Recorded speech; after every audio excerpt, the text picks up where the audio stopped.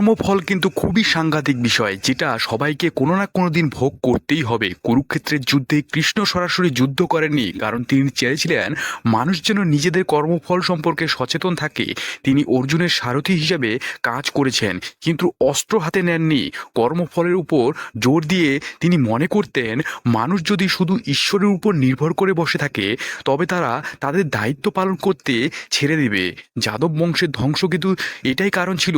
যাদব বংশের ধ্বংসের সময়ও তিনি নির্বিকার, একদম নির্মিত্ত ছিলেন, যা তার একটি বড় ধরনের বঞ্চনা হিসাবে বিবেচিত হতে পারে।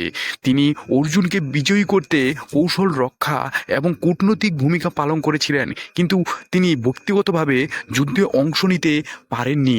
তিনি যদিও অনেক গুরুত্বপূর্ণ কাজ করেছেন, যেমন অর্জুনের সারথি হওয়া এবং কৌরবদের ধ্বংসের কৌশল ভূমিকা পালন করা, তবুও তিনি যুদ্ধে সরাসরি অংশগ্রহণ করে নিজেকে দূরে রেখেছেন।